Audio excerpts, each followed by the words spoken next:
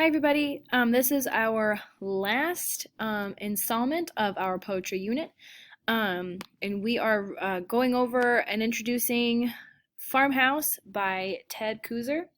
I've told all of the other classes, so I might as well tell you guys.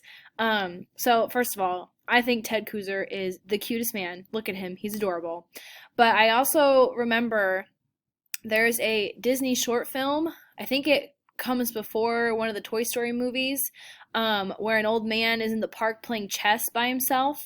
Anyway, if you know what I'm talking about, the man that plays chess by himself in the park in that short film looks exactly like Ted Kooser, and it makes me really happy. If you don't know what I'm talking about, then you can just think I'm weird, it's fine. But anyway, to kind of preface this before we get started, I know with the new addition to in-person students to our class, you have the option now to get in on the Zoom call the whole class period instead of just watching the videos and checking in later. You obviously still have this option because I'm making the video right now, but if you would rather listen to me teach it live, you can forego the video and go and listen on Zoom as I go over the notes. It's totally up to you, but you have both options available. But let's go ahead and get started.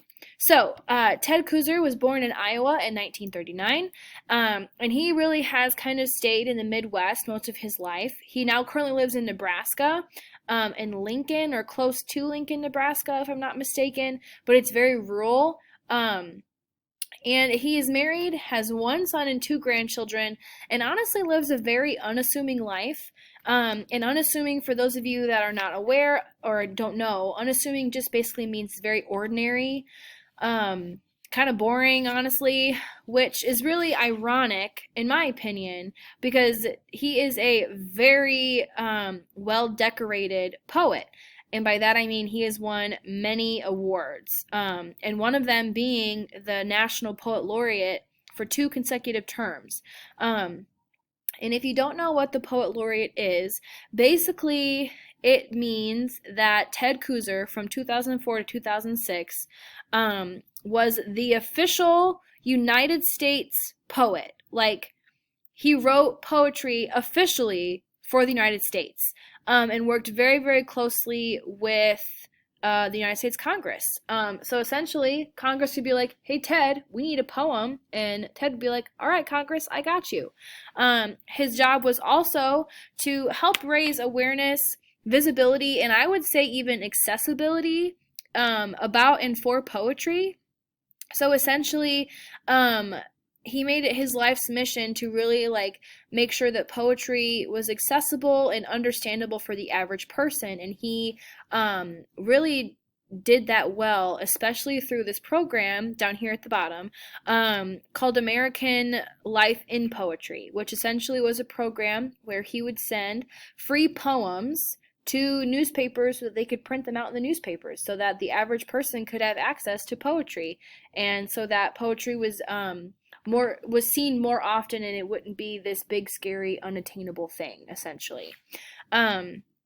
He now currently works for the University of Nebraska in Lincoln as a visiting professor, and a visiting professor is essentially like a sub, but obviously like a sub that knows what he's doing. So he's not like a permanent professor at the university. He kind of sets his own schedule about when he wants to teach and when he doesn't, and the kids show up for his class, and that's how it works. But he teaches poetry and nonfiction at this university, and he is still alive, as far as I know, to this day, still doing it. So good for this man.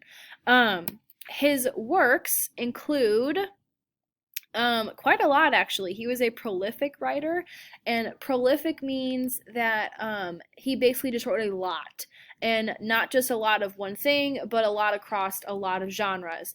And as you can see that right here, so he wrote at least 10 books of poetry, and they were published. He has written countless essays, several children's books, and a couple of chapter books. So he really dabbles in poetry and nonfiction for the most part. He is known for writing about ordinary life, which is fitting considering he lives a very ordinary life. And a lot of the emphasis is put on themes like love and family and the passing of time. Especially, he likes to focus on the past. And I gave a little quote here. You don't have to write the quote if you don't want to. But I gave a quote from Ted himself because I think it's very fitting and helps you guys understand what kind of person he is. And so he said, in short, I want to show people how interesting the ordinary world can be if you pay attention. And I mean, honestly, that's very true, right? There's a lot of little things that can happen in ordinary life. And so he likes to focus on those things. He is also known for his writing style being very simple, and he does this on purpose, right? He tries to make it to where his poetry can be understood by the average person. So he really stays away from like crazy literary devices and big huge words that not a lot of people would know the meaning of. So his poems are very easy to understand. And he like I say, does it on purpose, right? His goal is to make poetry attainable for the average person, right? That was his life's mission, and he does it through his writing as well.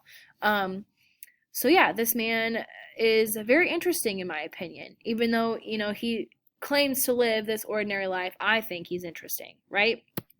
Some themes in Abandoned Farmhouse. This is not a happy poem, guys. It's actually really sad, and it fits with the theme. So, our themes include sorrow and sadness, poverty, and if you don't remember what poverty is, it's when people are very, very, very poor. And then we have abandonment. So again, like I said, not a happy poem. Not very uplifting, kind of a sour note to end our poetry unit on, but it is a very good poem, and I think you guys are going to like it. Our literary devices include more alliteration, which, to remind you, is repetition of a letter or sound in the same line of poetry. Imagery, and like I told you from the very beginning, we're going to have imagery in every poem because we have to have those little details in order to create that image in our brain. We have more personification, which is giving non-human things human-like qualities. And then finally we have similes, which is comparing two things using like or as. And our last slide to end our notes for our poetry unit includes poetic devices in this poem. The poem type is free verse. And this is very similar to blank verse, but there is a difference. So free verse does not have a set meter or rhyme scheme. Blank verse, which we've seen a couple of times, has a set meter but no rhyme scheme. So free verse doesn't have anything, blank verse has meter. So just keep that in mind. We have more enjambment. And to remind you, that's when a line of poetry continues onto the following line without stopping. I will point this out when we read the poem together, so don't worry if you can't remember what that looks like. We have the repetition and refrain of the phrase, something went wrong. And finally, even though there isn't a set meter or rhyme scheme, the poem is still organized, and it is organized into 3 very clear stanzas. And you will see that when we read the poem.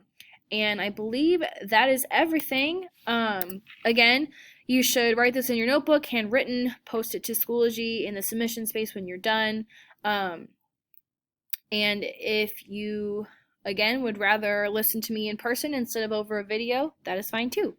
But thank you, and I will see you all in Zoom.